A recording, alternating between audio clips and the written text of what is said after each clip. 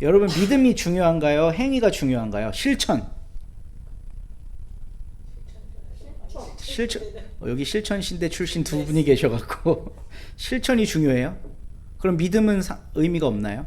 있죠. 어떤 의미가 있나요? 그러니까 믿음이 없이는 실천이 못 나오는 거예요. 오늘 설교 끝. 네. 우리 주집사님 믿음이 없이는 실천이 불가능하다. 실천만은 불가능할까요? 우리가 지금 계속 로마서를 읽고 있잖아요. 이제 3장에 걸쳐서 바울은 할례의 문제를 다루고 있거든요. 그리고 4장에서는 본격적으로 할례와 관련된 이야기를 막 이제 시작을 하는데, 이스라엘 사람들에게 실천이라고 하는 건 할례예요. 왜냐하면 할례를 받은 게 하나님과의 언약의 증거기 때문에 이 행위를 하지 않고는 하나님의 백성이 될 수 없는 거예요. 그럼 이스라엘 백성은 할례로 모든 신앙을 다 완성했을까요? 할례 받은 사람에게 주신 계명을 이행함으로써 할례 받은 사람답게 사는 게 이스라엘 사람들의 목표였겠죠. 그렇죠? 모세오경과 그리고 예언서들이 가르쳐주는 하나님의 정의와 공평을 이 땅 가운데 실현하고 제사장 나라를 만들려고 하는 그 꿈. 세상 나라들은 황제를 섬기잖아요. 근데 제사장 나라는 뭘 섬기나요? 하나님을 섬기죠. 하나님을 섬기는 나라를 만들려고 하는 그 비전을 이스라엘 사람들은 갖고 있었단 말이에요. 근데 그거를 하기 위해 꼭 필요한 게 할례예요. 할례 받은 사람들이 그 일을 할 수 있다고 생각한 거예요. 근데 오늘 우리 말씀 결론부터 얘기하면 바울은 할례 받지 않아도 그 일을 할 수 있다고 말하는 거예요. 여기에서 그 일은 뭔가요? 제사장 나라 만드는 거. 구약 시대의 율법과 선지자들이 제시해준 그 비전인 하나님의 나라, 제사장 나라를 이루는 그 꿈은 유대인과 바울이 다른 게 없어요. 다른 게 없어요. 근데 뭐가 다른지, 어떤 변화를 바울은 이야기했는지 오늘 말씀을 나누려고 합니다. 이 그림은 색깔 보면 딱 누구 그림인 줄 알겠죠? 고흐의 그림입니다. 근데 고흐가 정신병원에 갇혀서 그린 그림인데요. 고흐가 평소에 굉장히 존경하고 좋아하던 작가가 있었어요. 외젠 들라크루아라고 하는 사람인데, 생소하죠, 이름이? 이 그림 보면 생소하지 않으실 겁니다. 이거 그린 사람이에요. 네. 네. 파리의 유명한 화가고요. 네. 이 그림 우리 루브르에 가서도 보지 않았나요? 네. 그러니까 색감도 너무 좋고, 고흐가 이 사람을 좋아한 이유는 색 때문이에요. 이 사람은 이 그림을 쓸 때 무슨 파란색, 무슨 색 이런 거를 쓴 게 너무 멋있고 아름답다고 해서 이 사람의 그림을 좋아했는데, 이 피에타거든요. 고통스럽게 죽어가신 예수님을 안고 있는 마리아를 그린 거예요. 원래 원작은 외젠의 그림입니다. 그거를 보고 감동해서 이제 이거를 다시 그린 건데요. 외젠이 그 그림을 그릴 때 그 교회 안에서 그렸어요. 원작을 제가 지금 못 보여드리고 있는데, 교회 안이 너무 어두워갖고 그림이 되게 칙칙하게 보여요. 색을 뭘 써야 되는지 모르겠는 거예요. 깜깜하니까. 근데 고흐가 자기가 평소에 좋아하던 그 그림을 보다가 정신병원에 갇혔는데 이제 못 보잖아요. 그래서 기억을 복귀하면서 다시 그린 그림인데, 고흐스러운 색감이 딱 연출돼 있죠. 파랑과 노랑. 그러니까 외전의 그림하고는 완전 다릅니다. 그리고 고흐는 모작을 할 때 좀 특징이 있어요. 물론 똑같이 그리기도 하는데 반대로 그려요. 그러니까 원래 마리아가 이쪽에 가 있고 예수님 얼굴이 이렇게 향하고 있는 그림이에요, 원작은. 근데 이렇게 반대로 그리더라고요. 뭔가 거울을 통해 보는 것 같은 그런 느낌을 연출하려고 한 건지, 고흐가 모작을 할 땐 그런 식으로 그림을 그리는 경우가 많습니다. 아닌 경우도 있고요. 그런 내용들은 우리 그림으로 신학하기에 책을 보면 다 나와 있으니까 우리 성도님들은 꼭 필독해 주시면 좋겠고, 없으신 분은 얘기하시면 보내드리도록 하겠습니다. 죽은 아들을 보면서 슬퍼하는 엄마. 예수님은 왜 죽어야만 했을까요? 우리는 교리적인 학습이 되어 있기 때문에 우리의 죄를 위해 죽으셨습니다 라고 얘기하지만, 예수님은 왜 죽었을까? 미움받아서 죽었죠. 그러면 미움받을 짓을 안 하면 되잖아요. 근데 예수님은 왜 하셨을까? 그러니까 지금 미움받아서는 사회적 동기예요. 예수님 자신에게 우리가 동기를 한번 찾아보자는 거예요. 예수님은 왜 그 죽음의 길로 갔을까? 오늘 말씀하고 되게 밀접한 연관이 있는데. 실천? 옳은 길을 옳다. 이거는 아주 밀접한 정답입니다. 지키려고. 네. 뭐 이건 성경적인 정답이 있는 건 아니지만 제가 오늘 말씀에 비추어서 여러분들에게 한 줄로 명제화를 해보자면 당신이 가는 길이 옳다고 믿은 분인 거예요. 이 길을 가는 게 옳다고 믿는 거예요. 믿음이 뭔지 감이 좀 오시지 않나요? 지금 예루살렘 성전에 예수님이 들어가시자마자 한 행위들을 생각해 보세요. 성전 상인들 둘러엎고 거짓된 걸 전하고 있는 율법 교사들하고 싸우시고 요렇게 성전 높은 곳 헌금함 앞에 앉아갖고 과부의 2렙돈까지 쓸어가는 그런 성전 지도자들을 향해 저것들은 과부의 가산을 삼키는 악독한 놈들이라고 손가락질하시고 예수님이 그래서 미움받아서 죽으신 거거든요. 그럼 예수는 그 미움받는 짓을 왜 했을까? 당신이 하고 있는 그 행위, 이게 옳다고 믿으신 거예요. 이게 하나님의 뜻이라고 믿은 겁니다. 저는 오늘날 우리들이 너무 쉽게 믿음 얘기하는데 믿음을 이런 관점에서 이해해야 한다고 생각해요. 예수님을 믿는다는 게 뭘까? 예수님은 왜 죽으셨을까? 나를 위해, 내 죄를 대속하기 위해 십자가에서 죽었다. 너무 빈약해요. 예수님이 옳다고 믿고 가셨던 그 길을 나도 옳다고 믿겠다고 하는 게 믿음이라는 거예요.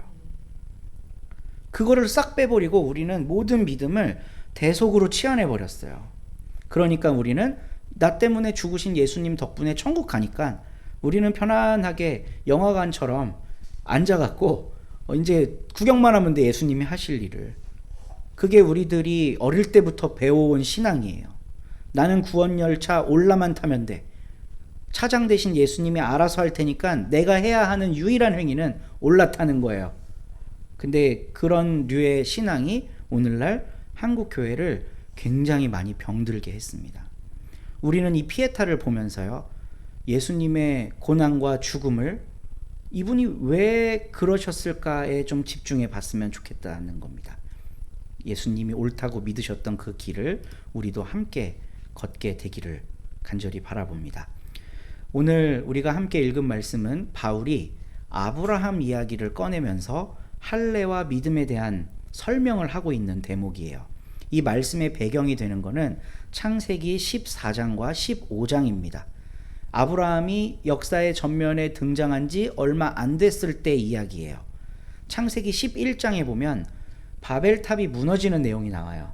그리고 맨 마지막에 아브라함의 족보 이야기가 나옵니다. 그리고 12장에 보면 그 유명한 말씀 나오죠. 너는 본토 친척 아비 집을 떠나 내가 내게 지시할 땅으로 가라. 창세기 12장에. 근데 아브라함이 거기에 물어보는 질문 하나 없이 그냥 떠나요. 짐 싸요. 70살 된 할아버지가, 70이 넘은 할아버지가. 그러고 나서 이야기들이 펼쳐져요.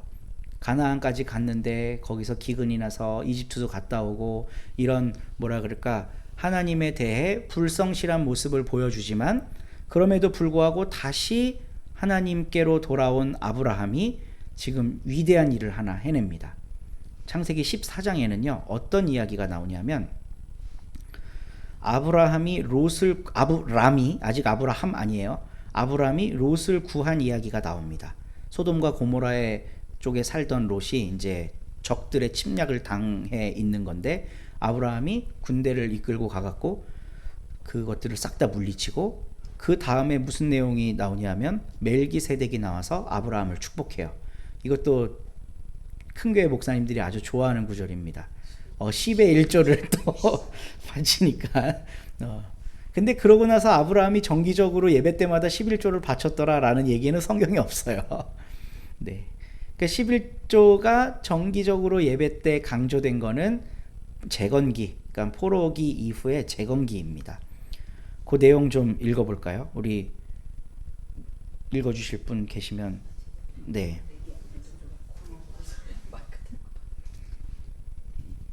말씀의 배경. 이런 일들이 일어난 뒤에 주님께서 환상 가운데 아브라함에게 말씀하셨다. 아브라함아, 두려워하지 말아라. 나는 너의 방패다. 내가 받을 보상이 매우 크다. 아브라함이 여쭈었다. 주 나의 하나님, 주님께서는 저에게 무엇을 주시렵니까? 저에게는 자식이 아직 없습니다. 저의 재산을 상속받을 자식이라고는 다마스쿠스 녀석 엘리에셀 뿐입니다. 주님께서 저에게 자식을 주지 않으셨으니 이제 저의 집에 있는 이 종이 저의 상속자가 될 것입니다. 아브람이 이렇게 말씀드리니 주님께서 그에게 말씀하셨다. 그 아이는 너의 상속자가 아니다. 너의 몸에서 태어날 아들이 너의 상속자가 될 것이다. 주님께서 아브람을 데리고 바깥으로 나가서 말씀하셨다. 하늘을 쳐다보아라. 내가 셀 수 있거든. 저 별들을 세어보아라. 그리고는 주님께서 아브람에게 말씀하셨다. 너의 자손이 저 별처럼 많아질 것이다. 아브람이 주님을 믿으니 주님께서는 아브람의 그런 믿음을 의로 여기셨다. 네, 아멘. 요 한 구절, 6절 한 구절을 딱 떼와 가지고 아브라함이 하나님을 믿었더니 하나님이 그를 의롭게 여겼다는 걸 인용을 해요. 그러면서 이 얘기를 하는 거죠. 성경이 무엇이라고 말합니까? 아브라함이, 그러니까 이때는 아브라함이었는데 하나님을 믿으니 하나님께서 그를 의롭다고 여기셨다 하였습니다. 그러니까 아직 아브라함이 아닐 때, 아직 할례 받기 전일 때 믿음을 하나님이 보시고 의롭게 여기셨다는 내용이 창세기에 나와요. 그러니까 유대인들은 그 창세기 본문을 그런 식으로 해석하지 않고 있었던 거예요. 근데 바울은 그런 본문에 익숙할 유대인 어떤 대적자에게 이거를 보여주면서 봐라, 할례 받기 전에 이미 의롭다 하심을 얻었지 않느냐. 우리가 궁극적으로 추구하는 목표가 뭐냐? 율법의 완성, 선지자들과 예언자들의 가르침의 완성이 뭐냐? 하나님의 의로운 백성 돼서 그 의로움을 세상에 전하면서 살아야 되는 거 아니냐? 그 의는 누가 주냐? 하나님이 주지. 그럼 우리 아브라함이 어떻게 의로워졌는지 한번 보자. 할례 받기 전에 의로워졌다 라고 바울이 지금 논증을 하고 있는 거예요. 저는 이 본문을 쭉 읽으면서 좀 엉뚱한 거긴 한데요, 요즘 저출산 시대에 대한 생각을 하게 됐어요. 지금 0.4 됐죠, 서울은. 그래서 이제 소멸한다 어쩐다 난리고 막 교회마다 목사님들이 애 많이 낳아야 된다 막 그러는 거예요. 근데 아브라함은 75세 될 때까지 원래 자기가 살던 고향 땅에서 아이가 있었어요, 없었어요? 너무 어려운 질문을 했나? 없었어요. 갈대아 우르 지방에 살다가 가나안으로 왔잖아요. 갈대아 우르에서 아이가 없었어요. 거기가 바벨탑 문명이라 그랬죠. 바벨탑이 하나님의 총결적인 심판을 받을 때 아브라함은 거기를 떠나서 척박한 땅 가나안으로 간 거예요. 성경은 가나안 땅을 젖과 꿀이 흐르는 땅이라고 하지만 생각해 보세요. 바벨론의 수도가 젖과 꿀이 흐르겠어요? 저 지방에 왕도 안 다스리는 부족 민족들이 잘 살겠어요? 상대도 안 되는 거죠. 근데 성경의 관점으로 봤을 때는 저곳이 젖과 꿀이 흐르는 곳이고 바벨탑 문명은 사막과 같은 곳인 거예요. 왜냐하면 그런 문명에는 다음 세대를 향한 소망이 없어요. 오로지 지금 현재 권력들이 누리기 위해 모든 걸 빼앗는단 말이에요. 거기서 애를 왜 낳아? 그냥 엉뚱하게 생각해 본 거예요. 거기는 자녀를 낳으면 안 되는 곳인 거예요. 그러면서 동시에 우리 시대를 한번 성찰해 본 겁니다. 아이를 낳을 만한 환경이 아니죠. 일단은 절대적인 모든 인간에게 똑같은 해로운 공해가 이건 해마다 거듭거듭 심해지고 있고, 이 체제의 견고함이 더욱더 단단해져서 이제 개천에서 용나는 건 불가능한 시대잖아요. 우리 부모님들 세대만 해도 열심히 일하면 잘 되는 시대였는데 이제는 아무리 열심히 해도 안 되는 시대인 거잖아요. 태어나면서부터 계급이 정해져 있다 그래서 수저론이 나왔어요. 수저론. 금수저, 은수저, 흙수저. 아예 수저가 없는 사람도 있고. 그러니까 이미 그렇게 정해진 삶을 살도록 딱 짜여진 고도로 자본주의화된 이 세계 속에서 새롭게 생긴 이 계급 질서, 여기서 절대 다수를 차지하고 있는 사회 바닥 계층이 다음 세대를 향한 꿈을 품는 거, 이건 불가능한 겁니다. 불가능한 거. 그래서 저는 저출산을 이 창세기를 보면서 생각을 하다가 아브라함이 가나안으로 괜히 간 게 아니구나. 거기 가야 잘 살 수 있고 다음을 꿈꿀 수 있기 때문이었구나. 이런 생각을 잠깐 해봤어요. 이거는 전혀 성경 주석적인 것과 상관 있는 내용이 아닙니다. 그냥 제가 개인적으로 생각했던 거예요. 그곳에서부터 빠져나와서 하나님이 아브라함에게 어떤 꿈을 줘요? 네 자식이 바다의 모래처럼 별들처럼 많게 해주겠다. 그러니까 아브라함이 그걸 믿어. 만약에 갈대아 우르에서 하나님이 이 약속을 했잖아요. 아브라함이 믿었을까요? 아니, 하나님 좀 생각 좀 해보세요.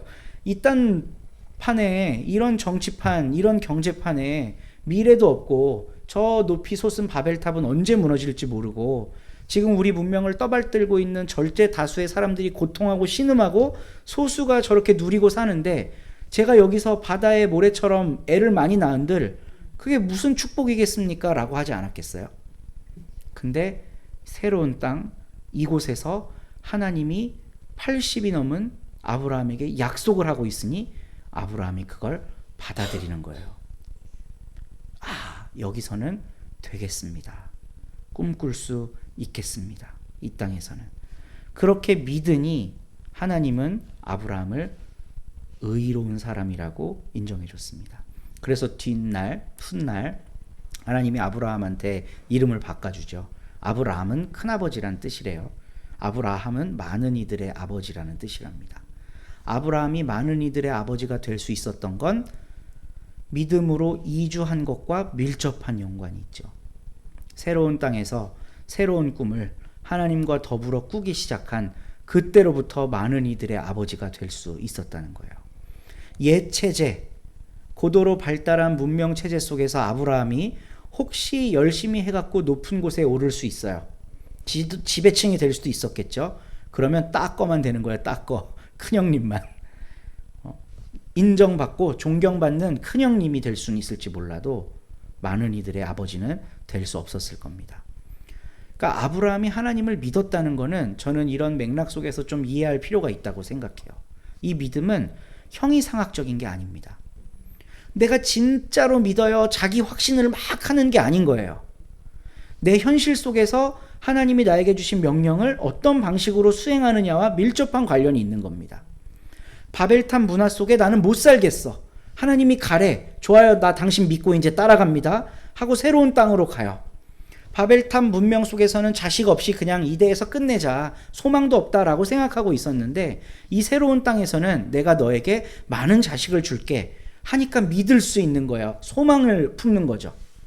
그냥 단순히 뭐 아들이 많아서 복을 누리고 이런 개념이 아니라 다음을 준비할 수 있고 이 땅 가운데서 하나님의 정의와 공평을 실현할 수 있는 그 어떤 무리를 만들 수 있겠다는 비전을 꿈꾼 거 아니겠습니까? 아브라함이. 우리는 믿음을 이런 맥락 속에서 이해해 봐야 된다는 거예요. 그래서 아브라함이 하나님을 믿으니 하나님이 그를 의롭다고 여기셨다 하는 이야기를 바울이 로마의 그리스도인들에게 하고 있습니다. 로마에 살고 있는 당신들에게 믿음이 중요할 텐데 뭘 믿을래요? 뭘 믿을래요? 그냥 예수가 저를 위해 죽었고요. 이제 저는 영생을 얻었으니까 이제 죽기만을 기다리면 돼요. 어저께 애들하고 같이 프로그램을 하다가 그 교회 전도사님이 넌센스 퀴즈를 애들하고 하고 있는 걸 봤는데 한 번에 맞춘 문제가 있어요. 천국하고 지옥은 누가 가나요? 넌센스예요. 천국하고 지옥은 누가 갈 수 있어요? 넌센스 퀴즈. 저는 천국만 물어보든가 지옥만 물어보든가 하면 답이 있는데 죽은 사람만 갈 수 있어. 넌센스예요. 그러니까 우리는 그냥 천국을 죽어서 가는 걸로 생각만 하고 있기 때문에 예수 믿다가 숨이 다하면 이제 천국 가는 거야. 이 도식으로 신앙생활을 하는 경우가 많다는 거예요. 근데 로마에 있는 그리스도인들에게도 그런 생각이 있을 수 있잖아요. 너무 기쁘잖아. 처음 예수를 믿으면 얼마나 황홀해요. 그러니까 이제 난 더 이상 여한이 없어. 죽어서 천국 갈래. 근데 바울은요. 믿음의 차원을 아브라함에게 소급함으로써 그냥 믿고 죽으면 천국 가는 이런 3단 논법을 완벽하게 부정하고 아브라함이 믿음을 발현한 그 장소와 시간으로 우리를 안내합니다. 아브라함은 어떤 순간에 하나님을 믿었을까? 되게 뭐라 그럴까? 그냥 바울의 빙의를 한번 해보면 생각 진짜 많이 했을 것 같아요. 바울이 이런 이야기를 하기 위해서 아브라함의 삶을 얼마나 많이 묵상해 봤겠어요. 근데 그럼에도 불구하고 그 유대인들 같은 경우는 그때 당시의 유대교, 1세기의 유대교는 할례를 받고 하는 행위에 신앙의 초점을 훨씬 더 많이 두고 있었어요. 왜냐하면 유대교에는 기본적으로 천국이니 지옥이니 이런 개념이 없어요. 유대교에는 우리같이 죽어서 천국 간다고 생각하는 유대교는 1세기에는 없었어요. 그러면 유대교인들은 뭐를 하나님 나라라고 생각했을까요? 자기들의 나라가 회복되고 거룩한 성전에서 온당한 예배가 드려지고 그 성전을 중심으로 사는 많은 사람들이 할례 받고 율법 지키고 서로 사랑하며 살면 그게 하나님 나라라고 생각했어요. 좋은데? 오히려 우리보다 나은데? 근데 이 좋은 거를 어떻게 변질시키냐면 어떤 행위를 하는 거에 종교 생활을 국한시키는 거예요. 현실 종교로 만들어버리는 거죠. 그러니까 할례를 받아야 돼, 율법을 지켜야 돼, 온당한 10의 1조를 해야 돼, 주일날은 안식일날은 이런 일만 할 수 있고 어떤 행위는 할 수 없어. 먹을 수 있는 음식은 이런 거고 먹을 수 없는 음식은 이런 거야. 이거 규정하는 데만 온갖 관심을 둔 거예요. 그러면 하나님 나라가 도래할 거라고 생각을 했어요. 근데 바울은 그 사람들을 어떤 방식으로 비판하고 있냐 하면 열심히 일해? 일을 하면 품삯을 받는 걸 당연하게 여기잖아. 너네가 그렇게 열심히 일해서 하나님이 그래 잘했다 칭찬하면 그건 품삯을 받은 거지 은혜를 받은 게 아니야. 은혜를 받은 게 아니야. 근데 하나님이 아브라함에게 은혜를 베푸시고 의롭다고 하신 건 아브라함이 어떤 율법적인 행위들을 했기 때문이 아니야. 그 행위가 없어야만 아브라함의 믿음이 순도 높은 믿음이 될 수 있다고 지금 여기서 인정하고 있어요. 이야기하고 있어요. 아무 공로가 없어도 그의 믿음이 의롭다고 인정받습니다. 라고 이야기를 합니다. 이것도 읽어주시면 좋겠습니다.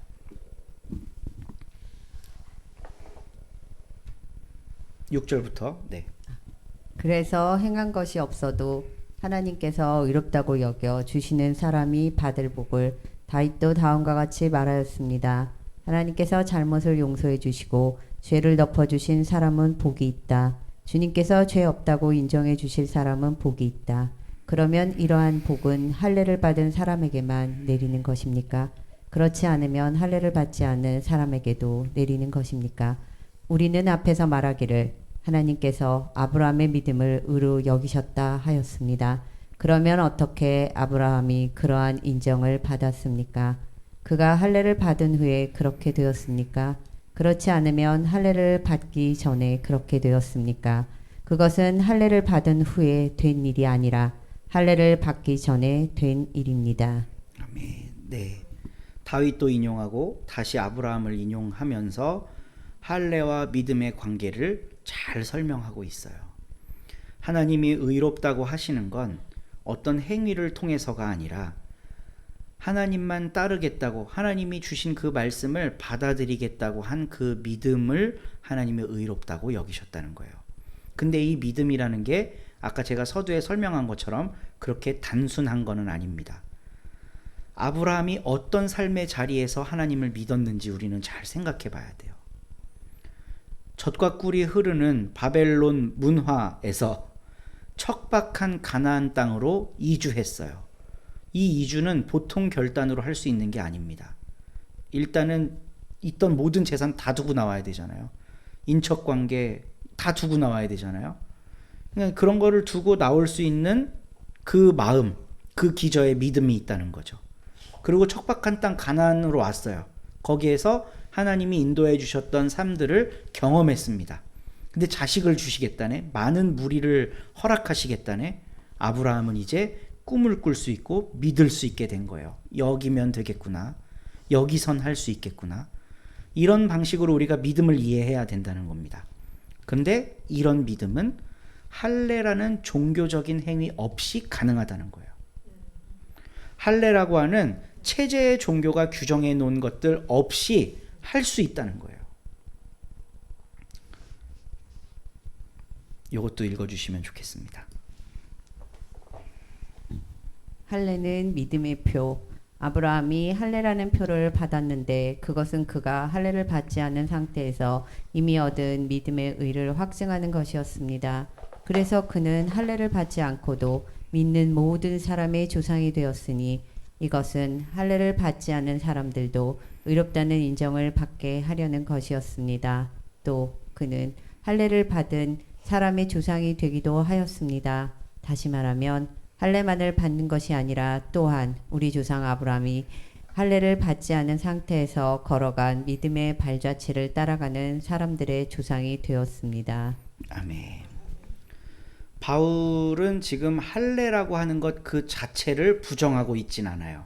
왜냐하면 아브라함이 할례라는 표를 받았다는 건 사실이잖아요. 나중에 그것은 그가 할례를 받지 않은 상태에서 이미 얻은 믿음의 의를 확증하는 수단으로 할례라는 걸 했다는 거예요. 이건 그냥 확증일 뿐이지 이 확증이 없다고 아브라함이 안 믿는 사람은 아니잖아요. 그러니까 역사 속에서 이런 일이 있었던 건 사실이다. 할례를 받는 게 믿음의 확증이었다.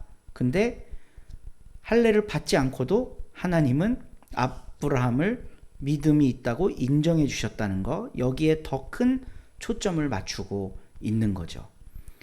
유대라고 하는 굉장히 강력한 종교 의식을 갖고 있는 그 유대교, 이거를 통하지 않고는 하나님의 백성이 될 수 없다고 확신했던 수많은 유대교인들, 그 사람들이 AD 50년 어간에 5만 명이 로마에 살고 있었어요. 그리고 그 5만 명이 거기서부터 기독교인들이 나왔을 거 아니에요. 그냥 생으로 이방인이 갑자기 기도하다가 영빨 받아갖고 예수님을 믿을 수는 없잖아요. 물론 그런 게 가능하다고 이야기하는 사람도 있습니다. 워치만 리라고 하는 중국의 그 이제 영성가인데요.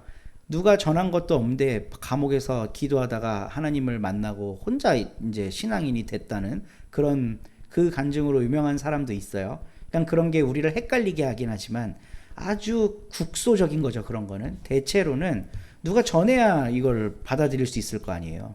그러니까 예루살렘 교회는 유대인들로 구성되어 있었고 거기에 왔던 이방인들 중에도 믿은 사람들이 있어서 본국으로 돌아갔을 거고, 그 사람들의 무리와 섞여서 유대인들이 뭐 로마니 그리스니 여러 군데로 퍼져갔을 거 아니에요.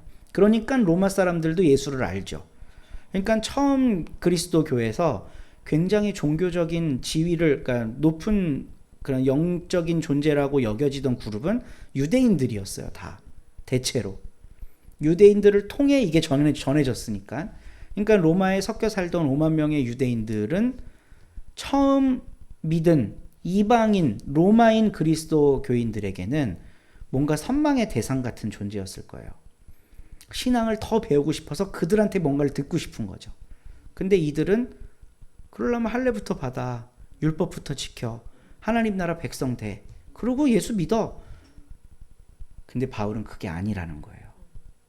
그 체제 속에 들어오면 그 체제의 사람이 돼요. 유대교인이 돼버리고 마는 거죠.